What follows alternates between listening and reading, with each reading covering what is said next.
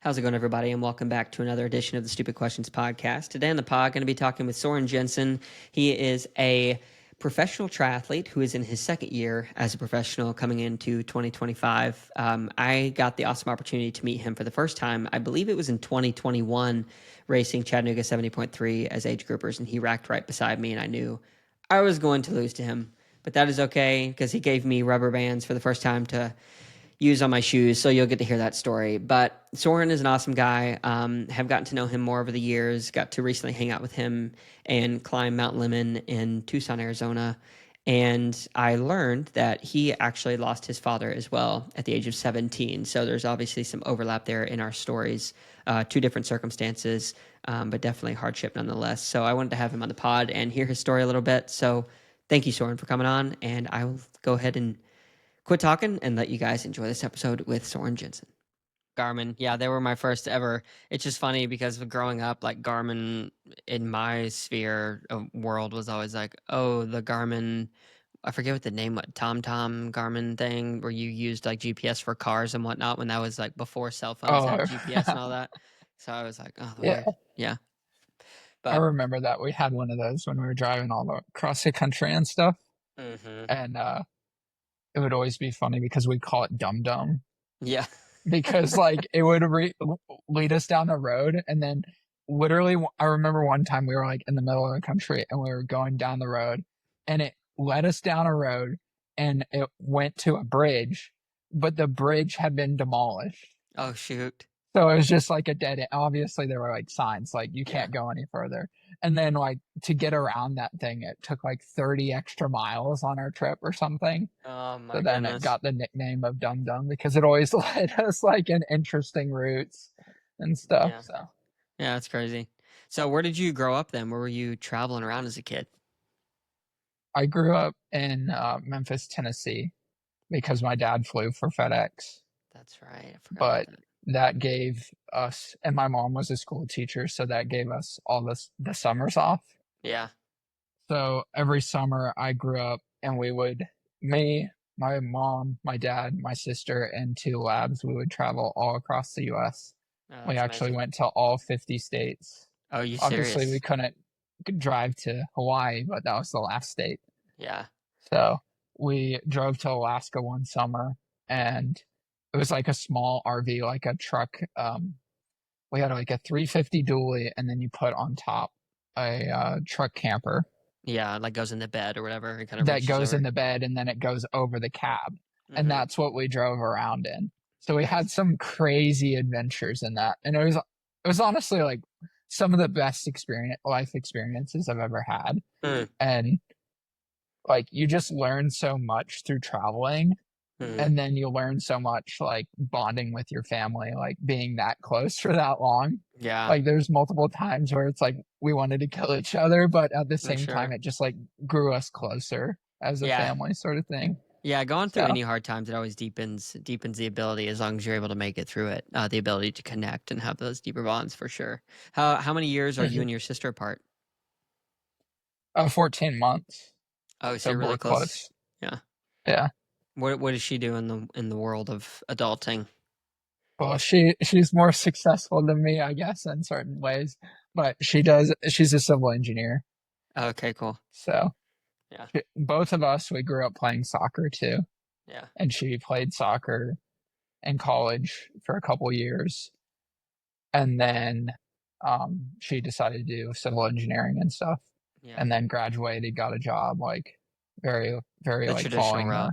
Yeah. the traditional route Yeah. versus like I went to college, played soccer for 2 years for the club team, then dropped out because of COVID and like didn't want to go to Hmm. online school and then found triathlon, kept with that for a while. And then now I'm just like finishing up my degree online. Nice. What degree are you finishing right now? Just a bachelor's in business administration. Nice. So I had like half of the credits already, Hmm. or more than half of the credits. So it was more of like, I should finish this because then I can do a lot with that, even though I might not use it directly. Yeah. Like there has to be something said for like just intelligence and like the ability to learn and the ability to work hard.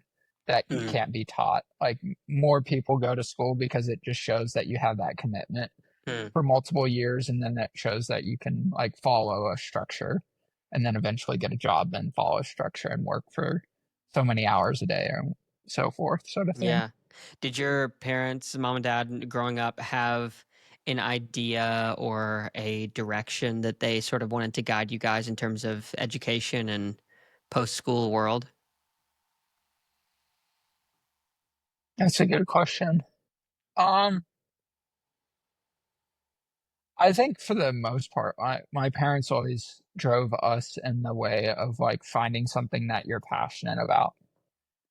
And then once you find something that you're passionate about, you better be the best at it or the best Mm, that you can be at it, sort of mm, thing.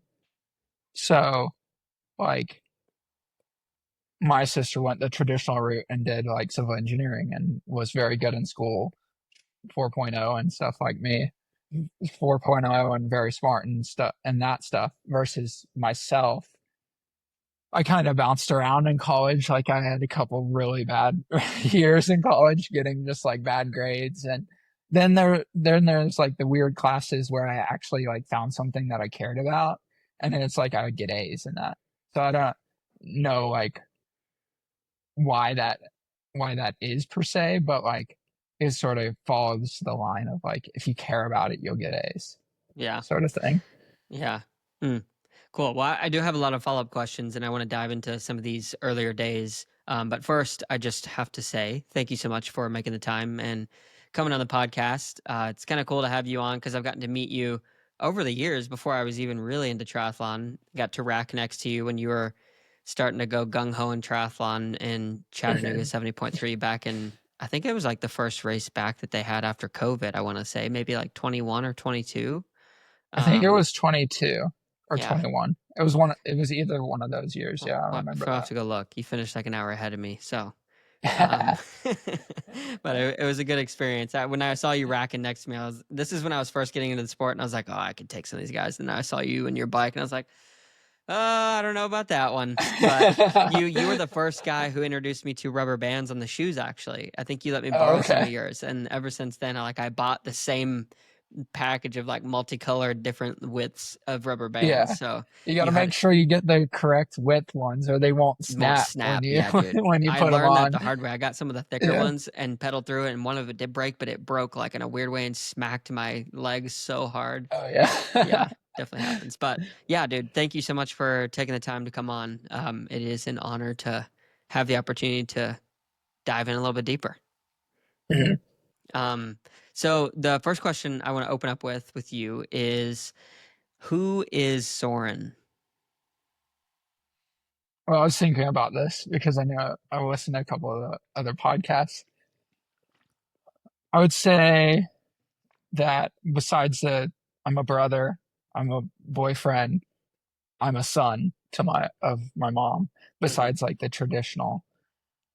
Um, I would say that I'm sort of a protector, a committed, intense, driven person, Hmm. um, caring, but also at the same time, like I keep my circle small. Hmm. How come? So I don't know. I just feel that the people that I want in my life, I want to have like a deep connection with and not just know a lot of people on the surface. I want to know the people that I care about Hmm. personally, not just, oh, it's so and so's birthday, so I'm going to say happy birthday, even though I haven't talked to them in 2 years or Hmm. since the last time it was their birthday, sort of thing. Yeah, it's kind of meaningless. I get those LinkedIn things all the time. It's kind of a side Mhm. conversation, but um, Yeah. so you said like you're a protector. What does that mean?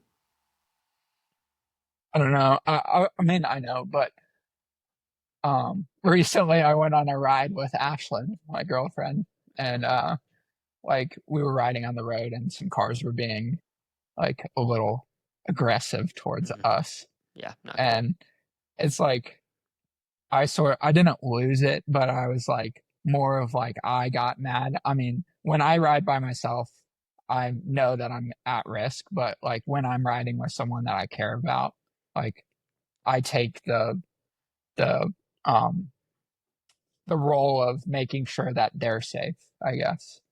And that's anytime like when I go out to on dates with someone with Ashland, or like I make sure that I sit in a good spot where I can see the area that we are at, or like where we're going is a safe area. Same with like if I was going visiting with my sister or with my mom even. I just feel that the people that you have close to you, you got to keep them safe. And Mm, like there's always the I'm not aggressive or anything like that. It's like the sheepdog where you got to choose your moments mm, to be aggressive, and like some of that comes into triathlon of like you got to choose your moments of when you're gonna go really hard or when you're gonna like more chill back and like look at the scenario before you like go full in and attack yeah. and sort of stuff. So Yeah. Interesting answer. I like how you use the term like a working dog or a sheepdog. I have one of those kind of dogs. He's not a working farm dog, but I did go to New Zealand for Worlds and we went to go visit a working sheep farm. And it was pretty amazing to see those dogs and like how they choose their moments and can be such a small animal, but use their presence to drive such a large herd of, or protect whatever, a herd of sheep and stuff. Yeah, it's a cool thing. yeah, and they have to protect the sheep and the lamb from other wolves and coyotes and stuff Yeah. and predators that are gonna Yeah. try to eat them. So Yeah. that's Yeah. It's kind of amazing. something that I with my other life experiences, that's where I've found, and that I've been put in that scenario Mm, with unfortunate circumstances of where I feel like I'm responsible mm. for my sister and my mom's safety. Yeah, I was And gonna then ask. Oh yeah, go for it. like too with that being LinkedIn, I've been dating Ashlyn for 3 years, so it's Mm. like I consider her family. W- So When you were growing up with your sister, so you're older or younger? I'm younger. You're younger. Okay. So, Mhm. I mean, you guys are close enough in age that you're probably going through the phases of life where you're kind of still always a little bit bigger, I would imagine. Um, but like that protective big brother, was that always the case for you, or was that kind of a coming of age thing where you felt like, oh, I need to be more protective now? Well, I'm younger than my sister, so I'm the little Yeah. brother. And um I don't know, it was sort of like the bigger I got sort of thing. Yeah. Like when she's in high school and I'm a middle schooler, probably not. But then when I was getting into high school and she was still in high school, or even when I was like in my later years of high school and she was in college, Yeah. then definitely Yeah. sort of thing. So and unfortunate events occur later in high school, so then even more. And then when I was in college, it's always trying to be there for her Mm. because we both went through hard times during that. But Yeah. so So what happened, if you don't mind me asking? I know you mentioned it kind of there's been some things you went through, yeah. but what's So this what's this? I have a tattoo on my ribs, and that's the date that my dad passed. Mhm. And it was like sudden, and it was due to health issues, like sudden health issues. It wasn't, Mm. I could go more into it, but basically it was like within 2 weeks, and it was sudden health Holy cow, issues dude, that two were weeks. unforeseen, I guess. Yeah. So if at any point I ask a question that you just do not want to answer, or you're really uncomfortable with, no pressure whatsoever. Like you can stop me or say next. Yeah. But like 2 weeks is a very quick time period. So like people know who from listening to the podcast with me, like my story bit, like I lost my father suddenly, although, there was signs, I guess, growing up where like something could potentially happen. And we can get into that at another point if it so leads to that point in the conversation. But for you, Mhm. I guess, how old were you? And you're, talking about 2 weeks, like after you find that out and you realize that there's a great chance that you're going to lose your dad, like what was going through your mind and what were the choices that you were making during that 2 week period? I didn't. Um, initially, like, he went to the ER, and I didn't know that it was so severe. So severe. So I sort of just went on living my 17-year-old high school life of like, gotta go to soccer practice, gotta go to school. Hmm. And then it was sort of when my mom was a school teacher and was sort of started to get more serious when she started to not, she was taking time from being a teacher off, I believe. It's been a while. So I think she started to take time off of being a teacher, and she still wanted me to go to school Hmm. and do stuff. And she was going to the hospital, like helping and like making decisions, sort of thing. So, um,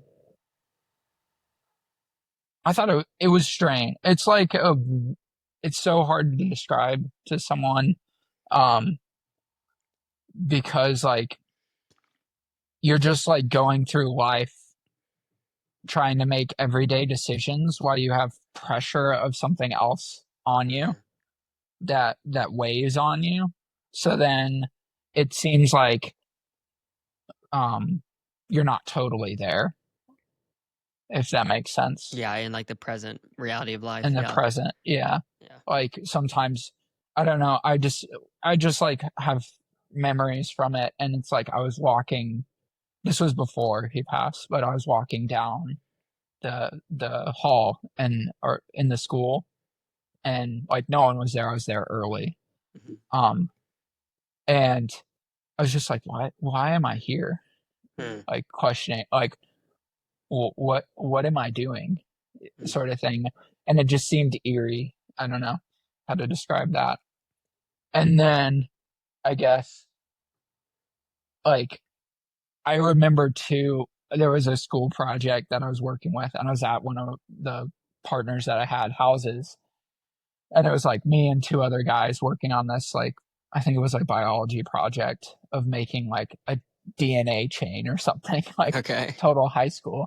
Yeah. And I was like, my mom called me and was like, you should get over here, like to the hospital.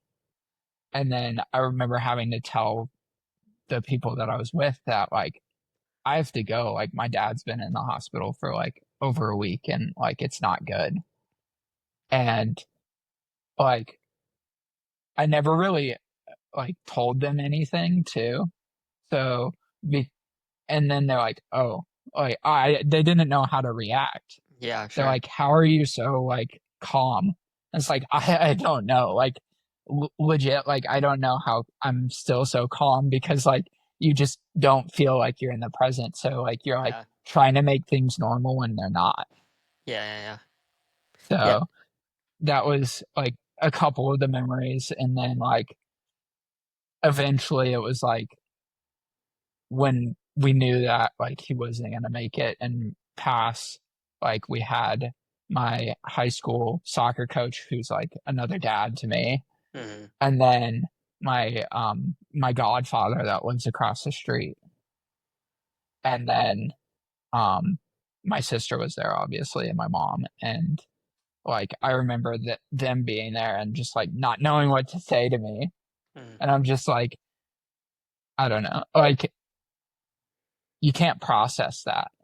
And Yeah. then like the next morning, like it's just, you can't, like your brain, like once you know someone for that long and that's all you've known, your Hmm. brain cannot process the fact that that person's out of your life Yeah. for a while. And especially with my dad, was he was regularly not there for days on end because he was a FedEx pilot. Hmm. So it's like it's not out of the ordinary for him to be gone for 4 or 5 days on a stretch. Yeah. And then it's like, oh, he's just out flying, going to multiple different airports, doing like working, because Yeah. that's what he did. And then like he would be home for 3 days straight and not have to work, Hmm. sort of thing. So then it was like very strange and took a long time for me to actually process like he's not here, like he's not coming home, sort of thing, because like before he would always leave for a couple of days and then come home. So Yeah. When did it hit you for the first time where you started to accept and kind of move into that stage of grief where it's like the acceptance of the fact that like he's no longer there? it took a while, to be fair. Um,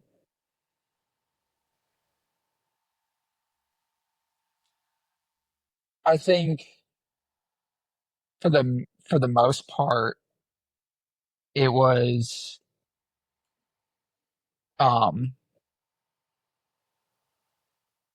so like so that it was in January. So then, and I was a junior. Hmm. So a junior in high school. So the rest of that junior in high school to the finish of the year of school was just me. And I started to cope with I'm just going to play soccer and like do my school and just Mm. pass classes Yeah. and like not think about it. Mm. And then summer came up and then um I like got a part-time job and was like working, I think, and um just focused on that and focused on um playing video games or and being like high school kid Yeah, sure. and like enjoying the free time. And then it wasn't until I think after it was more the next year when the anniversary came around and then it was like the end of my senior year and I was getting like senioritis plus the fact that I was getting hit with the grief finally getting hit with the grief of processing it. Hmm. And like I really didn't really go to school that year. It Yeah, you turned just took some into time. Yeah, it turned into where I would go to school on the days that we had soccer games because they wouldn't let me play if I didn't go to school the day of the soccer game.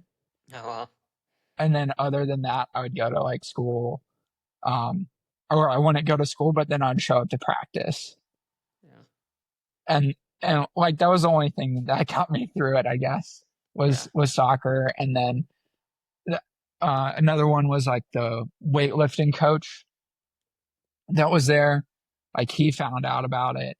And I remember like fresh, he was like, I didn't go to school for 2 weeks straight. And he was like, whenever you want, you can come to the weight room and just work out Hmm. and just like chat with me, like just talk or just like get a workout in and lift weights.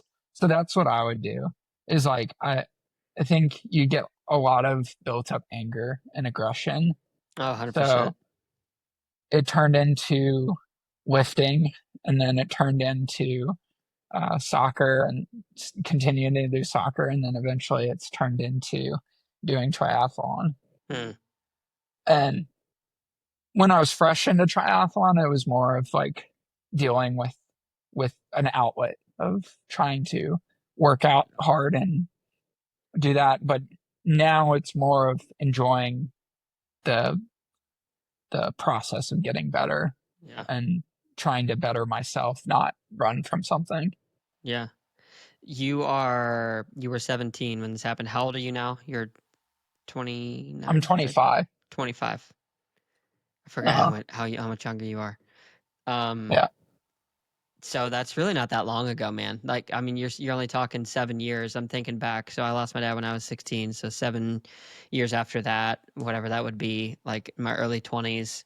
Um, like I feel like there's still so much more that I was still trying to chew through. And even now, like 16 years later, I'm still trying to like, being married now, I think about like, oh man, if he was here, I'm gonna have kids. Like, what is that absence of that life going to be? Or, if I have a son of my own, how do I want to continue on raising him past 16? So there's just like all of these what's ifs, ands or buts. And one thing I really was curious just to hear your perspective on, because after my dad passed away, being similar to the age you were, I felt like there was this unspoken responsibility of being like the man of the house now.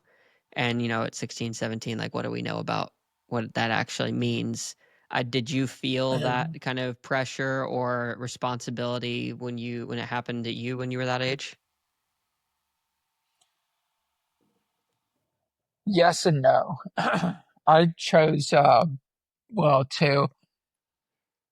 In high school, it was like I'm so young and just living under my parents or Yeah. my with my mom and under their roof.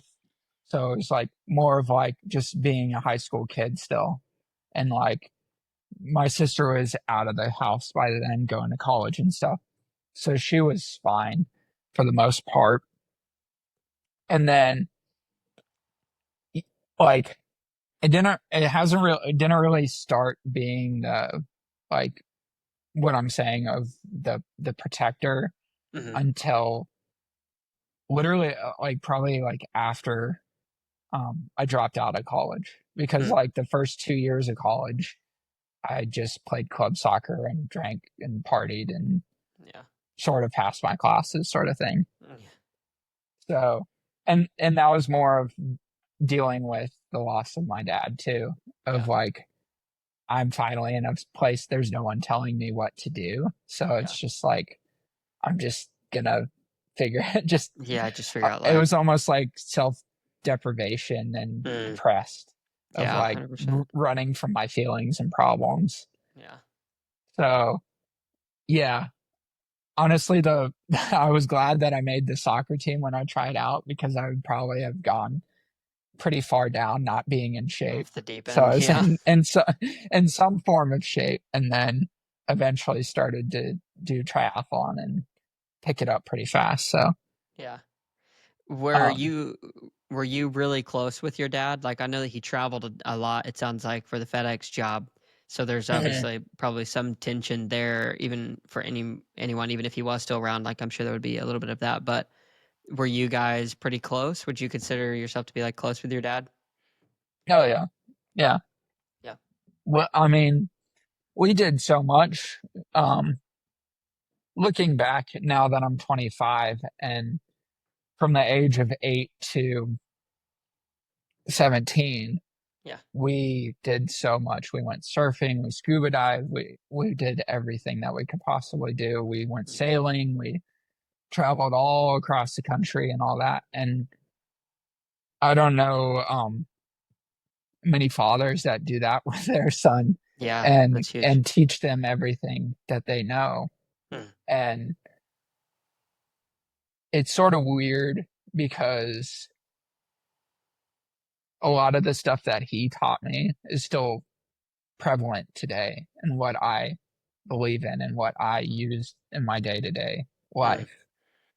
So I think you have those learnings that you were taught when you're a kid, and then you look back and you're like, oh, that's something that was instilled in me when I was By him. 15 from my dad. Mm. So I think that's pretty cool to think about, Yeah. of like, I don't know. My dad would always have these three rules. He would come up with like with these rules, and it's like, one was like, if it's not yours, don't touch it. Two is like, treat others like they want to be treated, and then three is like, I, three was like protect, be I forgot what three was, but like I remember the first two, but Yeah, yeah. like I remember stuff like that. And I think it's funny because it's still, when I go into like a bike shop or something, and it's like, don't touch that unless you ask. Yeah. Or like people that you talk to, you want to treat them like you would like to be treated and stuff. Mm. And then two, it's like he taught me how to shoot. He taught me how to That's awesome. fish, even though I became a better fisherman than him and all that stuff. So I don't know. I Little think it pride was there. fun because he would introduce me to stuff, and then I would take it, or I would not be too interested in it. Yeah. So When you mentioned earlier that you guys did some traveling around, I guess, all of the United States, and you said that, when you're doing that kind of traveling, there's a lot that you learn. Are there any memories that you can think of from some of those trips when you were traveling, of like really impactful moments or memories that just bring a lot of joy to you that you use to reflect on today? yeah, I think of one that comes straight to the memory when we drove to Alaska, like I wanted to go fishing because like it's Alaska, like there's trout, there's other things. Hmm. It's the bush, like it's the thing that's untouched by civilization. Yeah. So I found like this lake that was like a mile hike through like Alaskan bush with the mud because all the frost or the ground it freezes and then it thaws and then it turns to mud in the Yeah. summer. So my dad was always worried about bears, so we had a shotgun with slugs in it and stuff. So we hiked in a mile to this little lake and then we fished for a while and caught some trout. And then it was funny because like we started hiking back and we see these two ladies with the little bear bells. What's a bear And they're bell? like, so instead of a gun or bear They spray or shake it. anything, you shake a bell and it's supposed to scare the bear It's like a dinner away. bell saying, "Hey, come eat Yeah, me." it's like a dinner bell. We thought that was so funny. And they got all worried because they saw us and my dad had the shotgun and stuff. And they're like, "Did you see any bears?" I was like, "No." Uh, we probably didn't think we were going to see any, but we weren't going to take any chances. Yeah. And then we're like, well, good luck. Like, have fun. Oh my It's not word. that bad of a hike there, but Yeah. I don't know. I thought that was a funny story. Yeah. No, that is funny. Alaska seems like such an amazing place. I've seen lots of pictures. I have friends who live up there and family actually. But it seems like the final frontier of what if you wanted to go experience that real big wilderness, big game, danger, lots of risk, like Alaska seems Mhm, like the place to go for sure. mhm. So who are you more like, you think, your mom or your dad?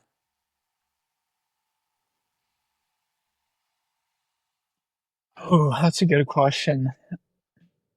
I would say a while ago, I would maybe say my mom, but now I think we're, s- I'm seeing more of the things that my dad would do that I would do. Yeah. And I don't know, my dad was very intense person and like he just had like a certain look in his eye that like I don't know, just don't mess with him.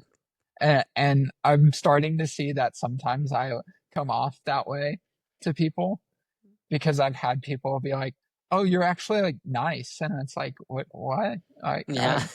I would think I'm nice," and Pretty they're like, "You intense just look look. so intense," and I'm like, Yeah. "That's the only look I have for you. Yeah. I can't like make myself not look intense." So I think that's funny. Yeah. Is there any truth to it though? Like, I mean, you're obviously a nice person, but is there any level of like, well, maybe I do give off that because you have just so much intensity within you? Because, like you said, you're passionate, you're aggressive about wanting to go after your dreams, like you take things very seriously. Is there anything to that you think? Yeah, I think so. I mean, I tend to keep, I think that's also why I keep my circle small of Yeah. the people that I let in and stuff. Yeah. And I would think that the people that really know me know that I'm a good person and caring and go to the end of the earth for them. But Yeah. you have to pass certain barriers to get there, I guess, Yeah. sort of thing. What is the thing that you think you're looking for? And this may be a little bit hard of a question because I mean both of us were still relatively young and finding our path, but triathlon came into the scene, like you said in the beginning, you were using it almost as like an outlet and a coping mechanism. And I think that that's a good thing. But as you have grown in the sport and grown to mature more into the man that you are today, how has your perspective on what your goals and what the meaning of success is, how has that shifted and changed as you've gone down this path? Like, what is it that you're looking for or running towards? I think recently it's been peak performance. I mean, I started triathlon when I was like 20 and a half, and now I'm 25. I've only been doing the sport for 4.5 years.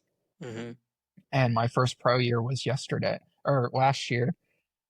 So this is my second professional year. And um, recently I've just started to feel like I'm finally seeing numbers that I knew I could do, Mm. seeing times that I could run that I don't know why, but I just felt like I'm capable of that. just like in You my have that soul, I belief. guess, and believing in that I can get to that level. So I would say peak performance right now. Hmm. As far as biking, like bikes and stuff, I love every aspect of biking. Um, It's the freeing. technology, the wax your chain, the tubeless, what sealant are you running? What's the fastest tire? What width the tire? Specific rotors, ceramic bearings, all that stuff. I love all that nerdy stuff about cycling and going, and you know that you can be faster if your machine is the best that you can Hmm. make it, sort of thing. Hmm. A So, clean bike is a fast bike. yep, exactly. So as you've gone through this journey, like your second year being a pro, who are some of the mentors, or maybe there's a key few people or the team that you surround yourself with that not only give you advice as it means to be a professional, but also just like life advice and navigating some of the things that you have to go through.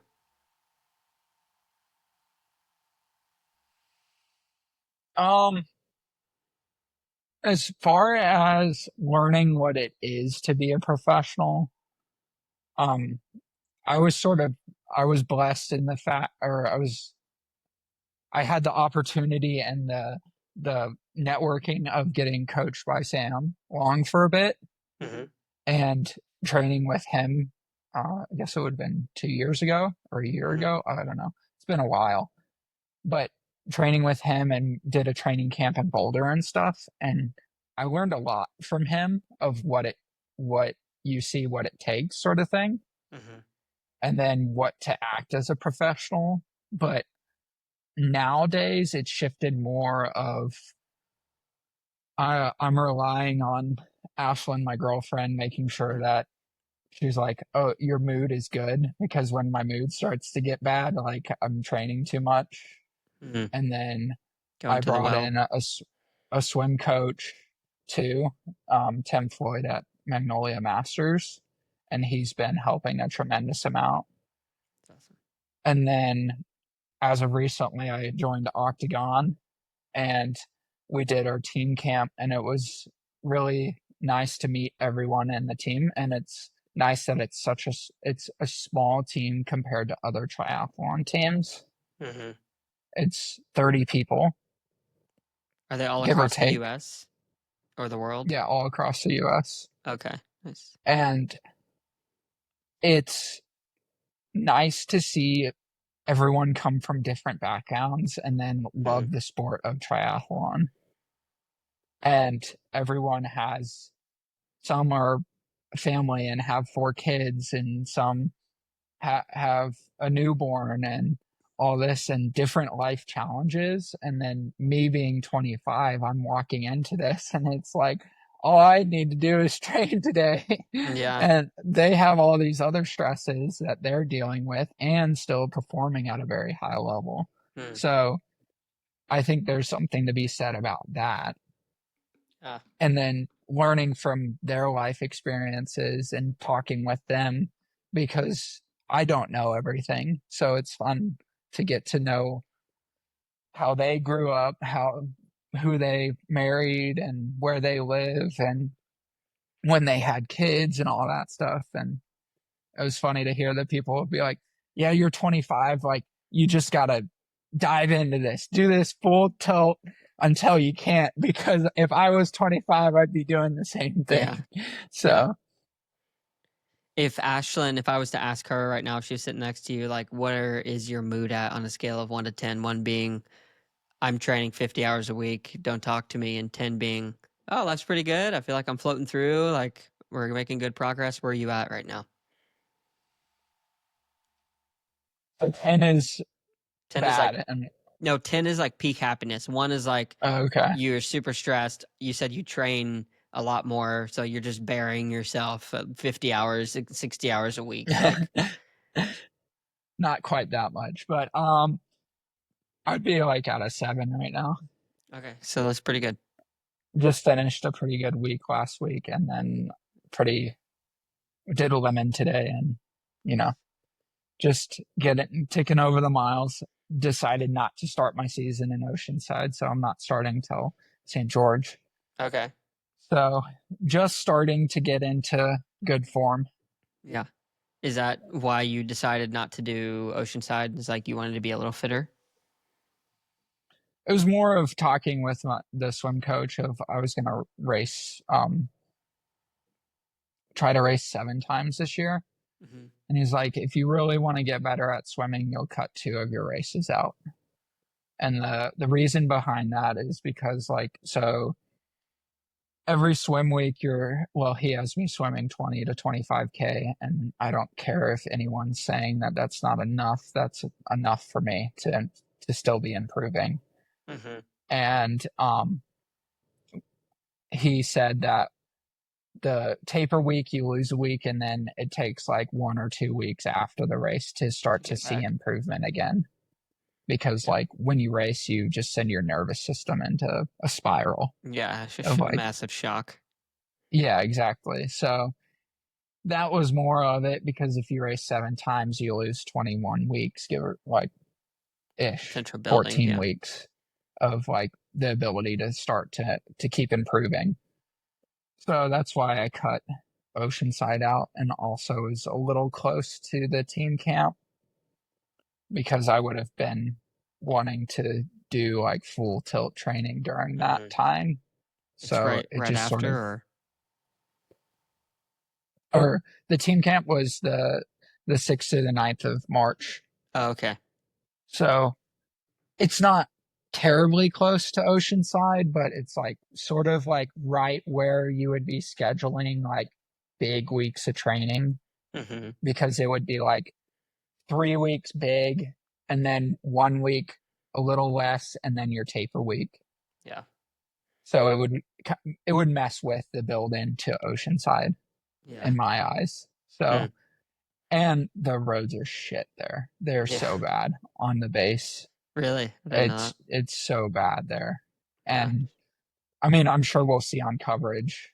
If you don't use a rubber band on your bottles, you're not going to have your bottles. Game over, huh? Yeah. So, Yeah. Oh, I forgot my question I was going to ask.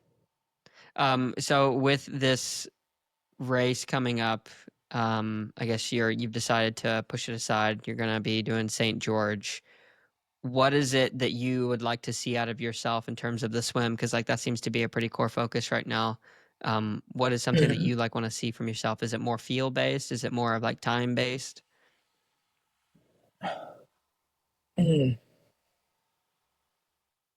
trying to think of like what my swim coach would be telling me. Yeah. I like I think I want to get into the swim and feel that I actually raced the swim. hmm I didn't survive the swim, because that's what I've been feeling like I've been doing. Yeah. Yeah, that's good. I mean, yeah, you gotta So enjoy it. yeah, I want to feel that I'm in the race, even if it's like second, third pack. Yeah. Like making a pack would be good, Yeah. and instead of swimming 28 minutes or more. hmm So that's what That's what you're that's the shooting for. goal. Yeah. When you race, do you race from a place of anger? Do you race from a place of just kind of getting in your own zone? Maybe maybe more from the joy side. Like, how do you race?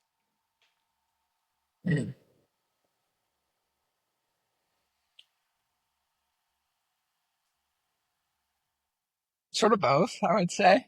Yeah, depending on how you're It feeling. depends. Yeah. Um, Sometimes I'm like super smiling and having a good fun with it, and like going really well. But then also sometimes you just gotta grit your teeth and get a little mean with it, I guess, get Yeah. a little angry. Yeah. Um, I think back to the half marathon I did recently, and I mean, I did a full week of training, and it's the last day of like I take Mondays easy, and then 6 days pretty stout. hmm Friday's easy too. But it's like leading into that race, I had all the fatigue of the week already and the week prior. So I had no expectations, and then got to the race and it's like whatever, we're just gonna send it. We're gonna see what we got. And it went really well. And the last 2 miles, I felt like I lost something, lost something out of my soul of Yeah. being angry Mm, and mad. And it's funny because Ashlyn, she did the quarter marathon, which is 6.5 miles. yeah. And the way that they staggered the start, I knew that if I was running well, as I would catch her Oh, okay, nice. because I would run past her to the finish. And like I went out pretty hard in a group. One guy like went crazy fast from the start. It turned out he's a college runner. It's like I'm not going to be able to run with a college runner. But then the second guy, he gradually ran away from me, and then I was sitting in third for most of the race. And I could to the turnaround, I could still hear the footsteps a little bit behind me. Mm-hmm. Like it felt like he was maybe 20 yards away. Okay. And then on the turnaround, I saw that it was sort of close. And then like you ran down a hill to the turnaround, and then you're running up the hill out of the turnaround. And I just started to feel awful. And I was Mm, like, I just have to make it to the top of this hill and then start to run downhill and try to feel better. yeah. And then eventually I caught my girlfriend, and I could still sort of sense that that guy was still close-ish to me. Yeah. And it was funny because I was running by her. I was like, "Where's the fucker behind me?" Mm-hmm. I'm like, I don't. I'm like, "Where is this guy? I need to know," because I'm not gonna look behind me because like that could just be the little bit of Oh tell yeah, to the him. mental just yeah. Yeah, that like this guy's hurting. So if I put a dig in, he's not gonna be able to go if I catch Yeah. up to him. Yeah. But it was sort of fun to actually be racing and Yeah. run a good time and just be just have fun, get a good effort in. So Yeah. Yeah, that's fun stuff, man. So earlier you mentioned that, what some of the things that your dad had taught you, the two things. One of them was basically do unto others what you would have them do unto you, which is more of a religious, like biblical principle. Was your family or is your family religious, and have you carried that out into your life today? I am not very religious at all. And my family wasn't the most religious too. I think some of that was the fact that we were spending almost every weekend at a soccer tournament Hmm. or going to what I did trap and skeet shooting too. Oh, that's sick. Okay. So we would go shooting on the weekends and stuff, Hmm. and our weekends normally were full of activities. Yeah. So I don't have anything against people that go to church or go and believe in that, like not doing everything on the weekend, but we just Sure. decided to fill our weekends with activities and stuff. Yeah. And now I joke that my church is my Sunday long run. Yeah. So so that's how I'm closer to God, I guess. Yeah. Or I believe that um there's something bigger that is driving you and helping you um decide what you're going to do and Mm, pushing you in the right direction. mm, Um Part of that is like I guess when I was in college of like when I was drinking and being stupid and stuff. It's like the first year, freshman year, I was being an ass and doing a bunch of drinking and partying and all that stuff. And then the second year, something just switched in me and it's like, actually, this isn't the best. mm. Like, I actually, because I was riding the bench for the club team, I wasn't playing very much. I was like, I know I'm good enough to play. So then I started training more and doing the stuff that it takes to take a You starting could. position. Yeah. So then eventually did that. And then I was like, drinking's not really doing anything for me. Mm, So then I started to drink less and that stuff. And it's like something in me had to switch to push me to do that. mm-hmm. And then even with like pushing me to like do a triathlon, something had to have switched where it's like, this is a good idea. And then switching to the point of like, oh, I'm actually kind of good at this, so like I'm gonna pursue it. And then like, oh, this is what it takes to pursue it, so I'm gonna go all in. And then now it's like I'm all in Hmm. and have built up the years of endurance, and I'm finally seeing stuff that I knew that I could do. It Hmm. just takes time to be able to. Yeah, interesting story arc there. So like, you said you believe that there's something bigger, like out there.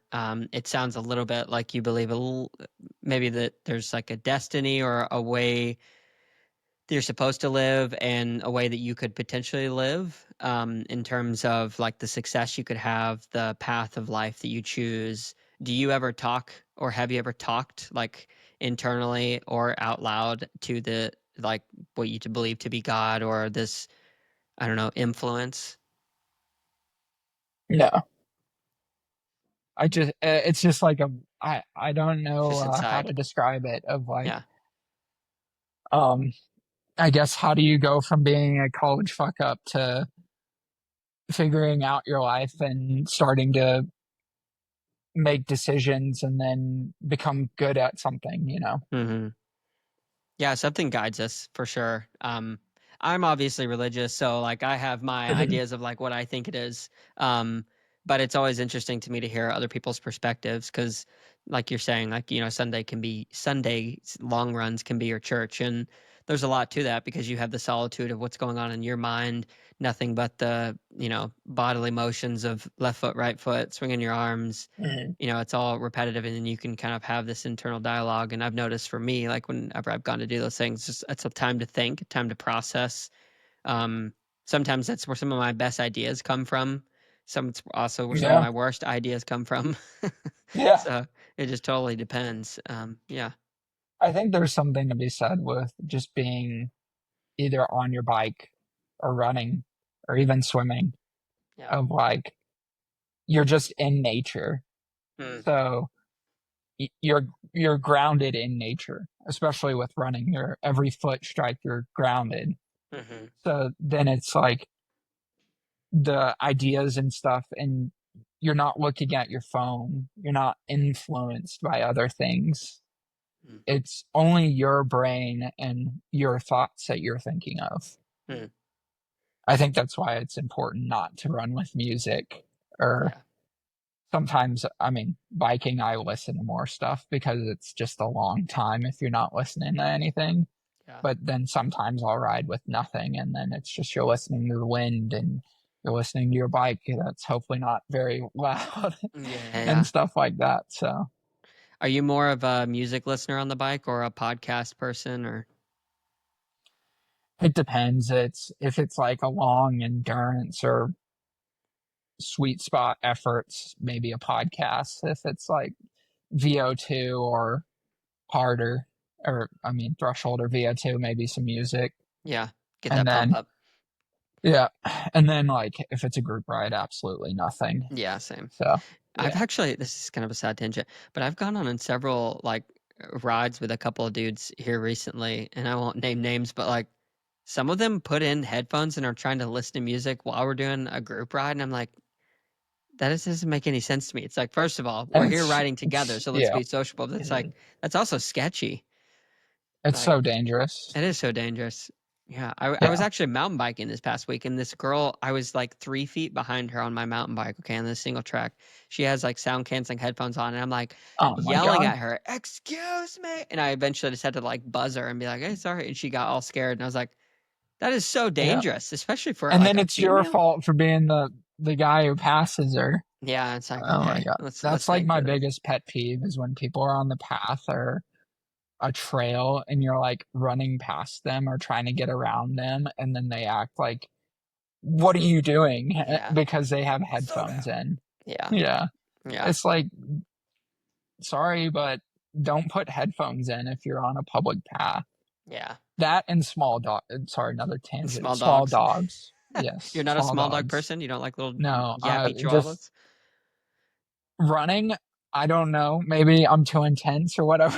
So it's just like they freaking lunge at me and bark and try to bite me when I run by. And Mm, it's just like, I don't know. Yeah. I guess all the old people with their small dogs, they don't know how to deal with them. Wrangle Like them in. in Arizona, Yeah. it's pretty funny. Even like public trails, I went and ran the other day, and two dogs went and lunged at me and tried to bite me as I was running past. And it's like, Small dogs? why? Small dogs, yeah, Yeah, that's so funny. It's small dogs have those big personalities most of the time. yeah. It makes no sense whatsoever, but they must see you as a They threat. probably feel threatened Yeah. at someone running by. Like Yeah. big dogs, I have no issue with. They normally like, oh hi, Yeah. or like if they're actually like mean, they'll just like bark at you and probably not bite you because you're like moving away from them. Yeah. So Yeah. Do you have any pets? we have a cat. Oh yeah, that's right. We saw that in the beginning. Yeah, What's the cat's name? Mare. Nice. She is an old cat Yeah. with arthritis. Oh, But seriously? yeah, she's funny.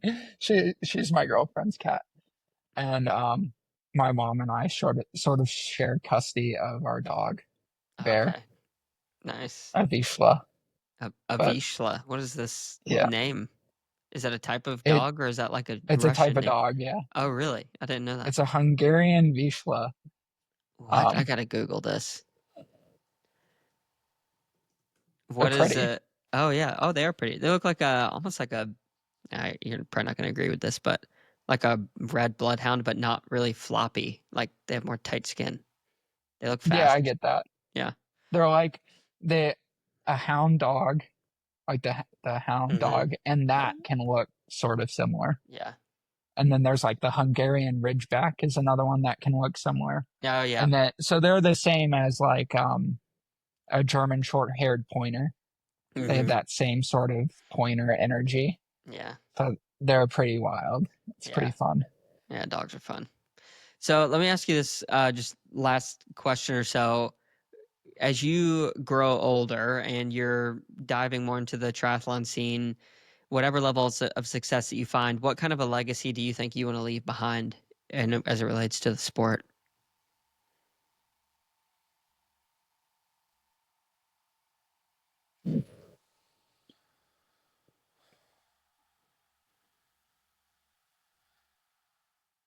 I guess it's kind of funny. I want to be one of the few people that figure out swimming that didn't grow up swimming. Yeah. Because if you look through the history of the sport, there's not very many good swimmers that Hmm. started swimming when they were 20, Hmm. sort of thing. That would be one of the goals. And then I guess too with the team and stuff, I want to be a positive influence with um triathlon and experiencing it through with others with the team and like learning how other people overcome their own challenges and Mm.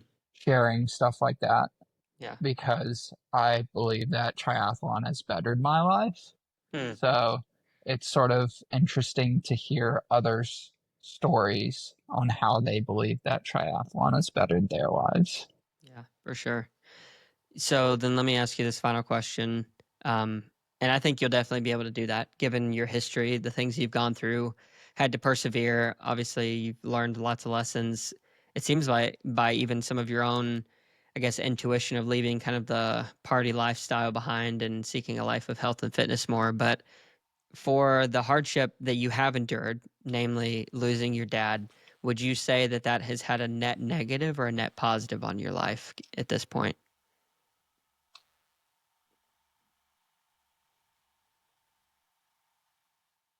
That's a hard question because it's like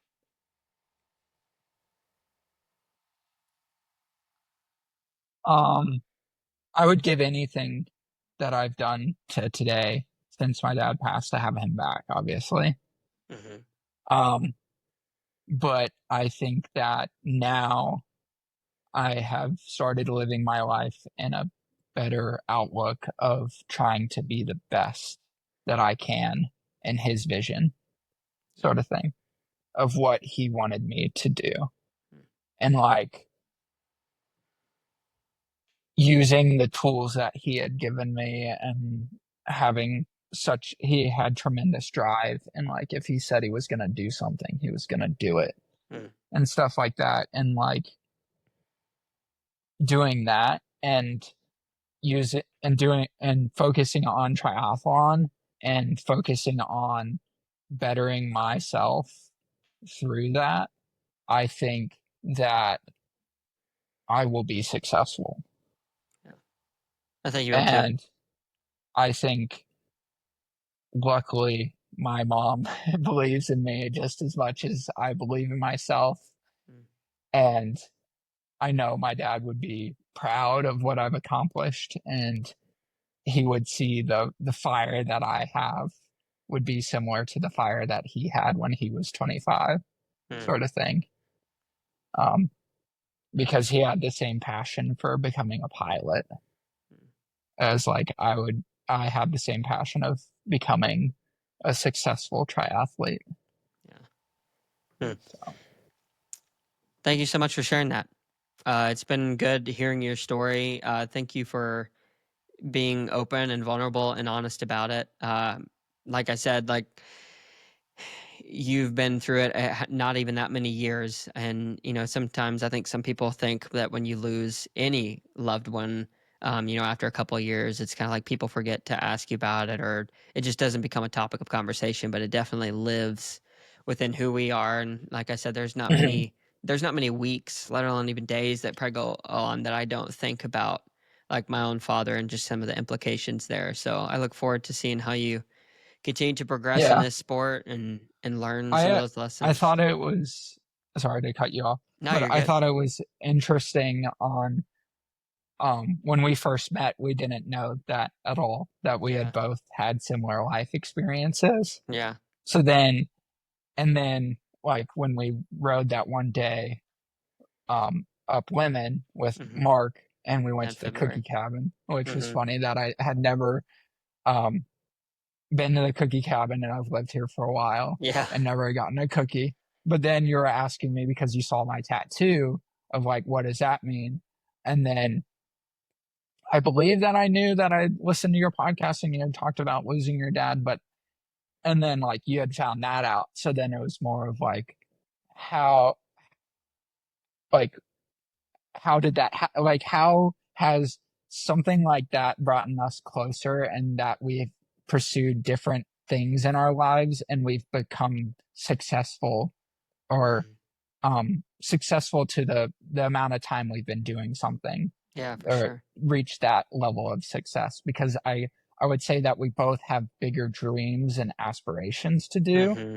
but at a certain point for the time that we've been doing each of our respective things, is like we have reached success, but we have more things to do. Yeah. So I think that's interesting on how something like that can drive both of us in different paths Hmm. to be successful. Yeah, for sure. Yeah, my one of my closest mentors, his name's Jared, and he's always been a guy who's big into data and just looking up statistics and trying to predict based on math and statistics, like where people end up in life or what they're doing, and big entrepreneur. And he has said to me multiple times, like he's like, "It's so interesting and fascinating. Like usually people who are quote unquote successful in business, or a lot of professional athletes, or just different facets of life, when they find success, it's a lot of those people have some form of like a falling out or a hard time that they went through that involves their father, especially men.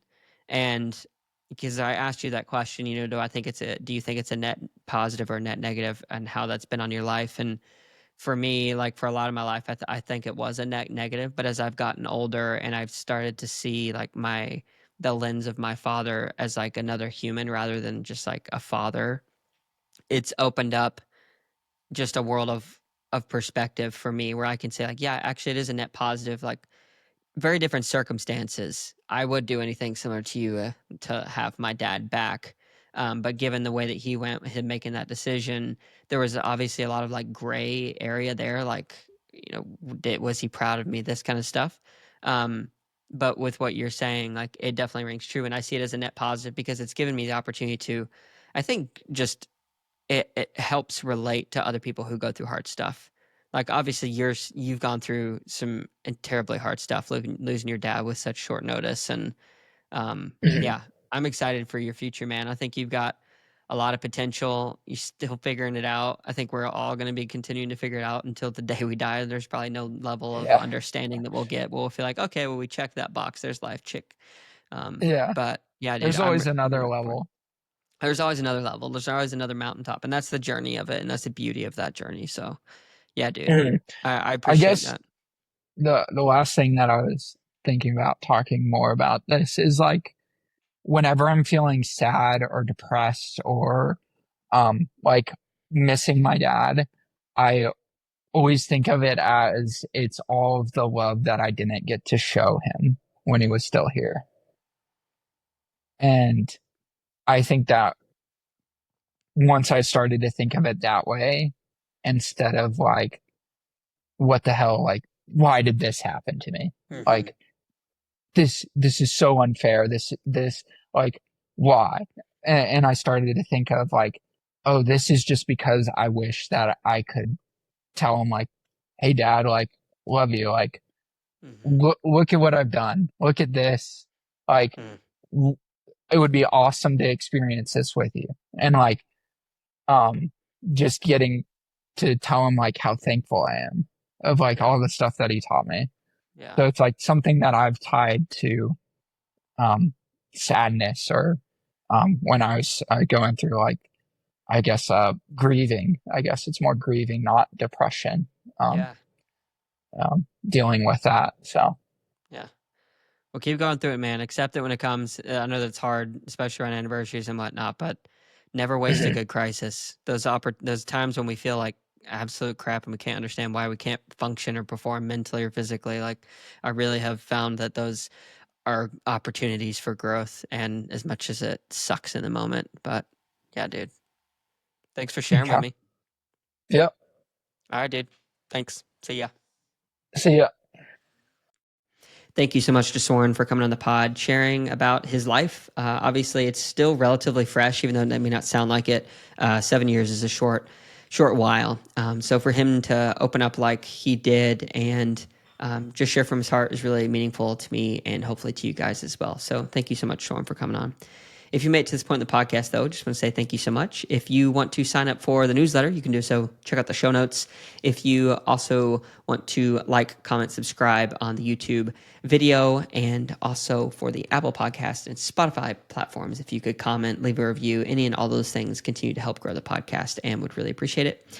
And yeah, that's it. Thank you guys so much for checking out this episode, and we'll catch you in the next one.